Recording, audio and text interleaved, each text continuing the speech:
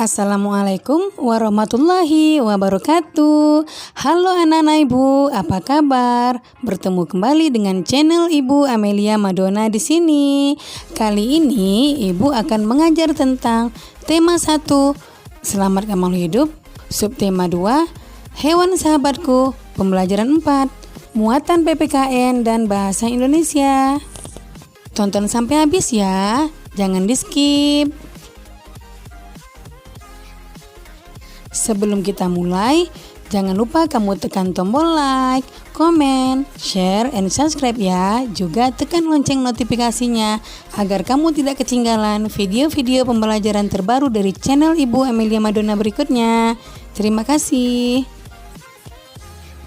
Materi ini berdasarkan buku tematik terpadu kurikulum 2013, buku guru dan buku siswa. Dan Bupena 6A tema 1, 2, dan 3 penerbit Erlangga.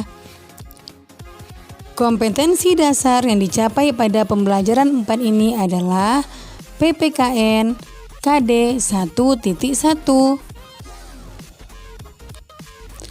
Bersyukur kepada Tuhan Yang Maha Esa atas nilai-nilai Pancasila secara utuh sebagai satu kesatuan dalam kehidupan sehari-hari.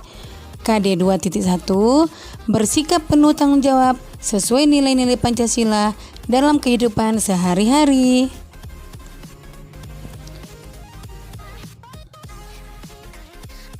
Kemudian KD 3.1 menganalisis penerapan nilai-nilai Pancasila dalam kehidupan sehari-hari. Sedangkan KD 4.1 menyajikan hasil analisis pelaksanaan nilai-nilai Pancasila dalam kehidupan sehari-hari. Ikan bandeng merupakan ikan pangan yang terkenal di Asia Tenggara. Ikan ini banyak dikenal orang sebagai ikan air tawar. Habitat asli ikan bandeng sebenarnya di laut, tetapi ikan ini dapat hidup di air tawar maupun di air payau. Ikan bandeng asap merupakan salah satu oleh-oleh yang dapat ditemui di Sidoarjo, Jawa Timur. Banyak orang menyukai produk jenis ikan ini.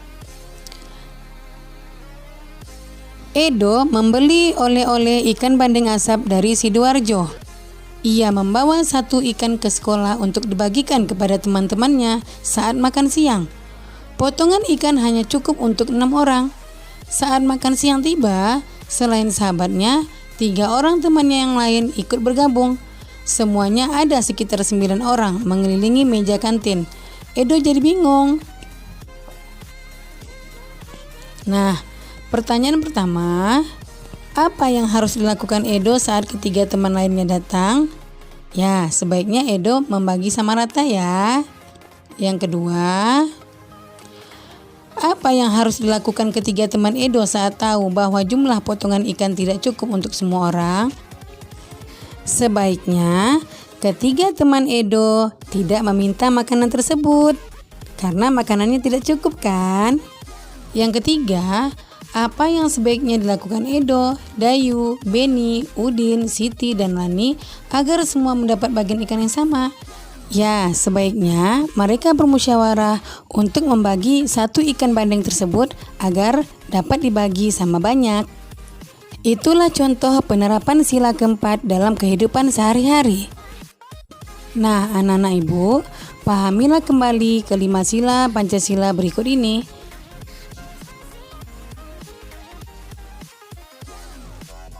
Sila pertama, ketuhanan yang Maha Esa. Sila kedua, kemanusiaan yang adil dan beradab. Sila ketiga, persatuan Indonesia. Keempat, kerakyatan yang dipimpin oleh hikmat kebijaksanaan dalam permusyawaratan perwakilan. Kelima, keadilan sosial bagi seluruh rakyat Indonesia. Penerapan nilai-nilai sila keempat Pancasila. Sebelumnya, kamu telah mengetahui kan nilai-nilai yang terkandung dalam sila keempat? Sila keempat menjadi pedoman dalam menyelesaikan masalah yang menyangkut kepentingan bersama. Sesuai dengan sila keempat, penyelesaian masalah sebaiknya dilakukan dengan cara musyawarah untuk mencapai kata mufakat. Setelah mufakat tercapai, semua peserta musyawarah harus menerima hasil keputusan tersebut dengan lapang dada. Mereka harus melaksanakan keputusan dengan penuh tanggung jawab. Kita juga tidak boleh memaksakan kehendak kepada orang lain agar tidak terjadi konflik dan selalu mengutamakan kepentingan bersama di atas kepentingan pribadi.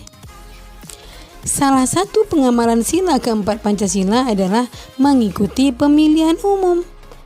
Pemilihan umum adalah proses memilih seseorang untuk mengisi jabatan-jabatan politik tertentu. Pemilihan umum merupakan pengamalan demokrasi Pancasila. Berikut contoh pengamalan sila keempat Pancasila dalam kehidupan sehari-hari. Yang pertama, melakukan musyawarah untuk menentukan jadwal ronda di lingkungan.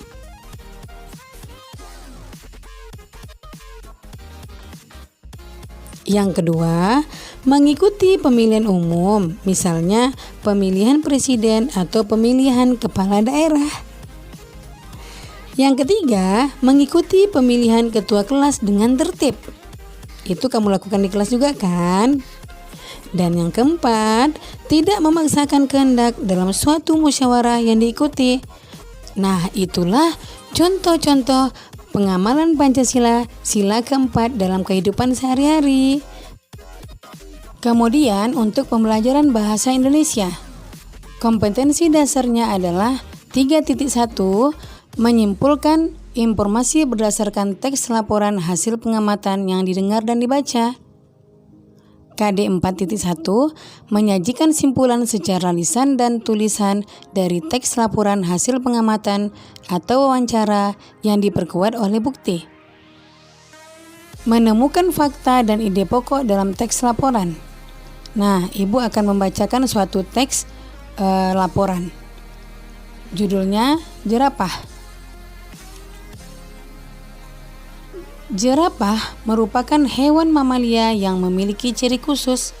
Keunikannya adalah tinggi tubuh jerapah dapat mencapai 6 meter dan panjang leher jerapah dapat mencapai 5,5 meter. Umumnya, tubuh jerapah jantan lebih tinggi dan lebih berat dari jerapah betina. Meskipun mempunyai tubuh yang tinggi dan besar, jerapah dapat berlari dengan cepat. Makanan jerapah berupa dedaunan.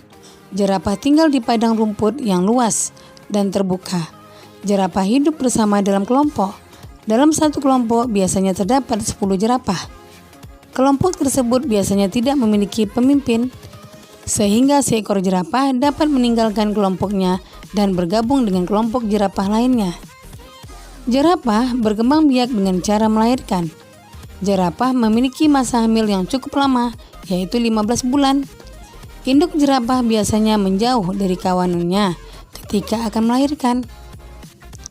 Setelah lahir, induk jerapah akan mengasuh anak jerapah dan melindunginya dari hewan pemangsa. Sumber infohewan.com. Setelah mendengar teks laporan tersebut, coba kamu jawab pertanyaan berikut ini. Yang pertama, mengapa teks tersebut termasuk laporan pengamatan? Yang kedua, temukan fakta yang terdapat dalam teks laporan tersebut.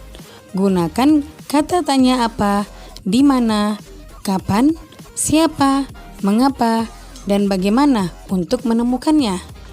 Kemudian pertanyaan ketiga, temukan ide pokok pada setiap paragraf. Keragaman hewan Indonesia sangat mengagumkan.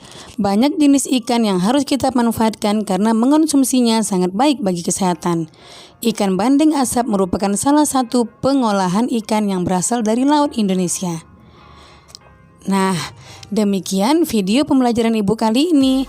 Tema 1, subtema 2, pembelajaran 4. Semoga bermanfaat. Jangan lupa kamu tekan tombol like, comment, and subscribe ya. Ibu akhiri, Assalamualaikum warahmatullahi wabarakatuh.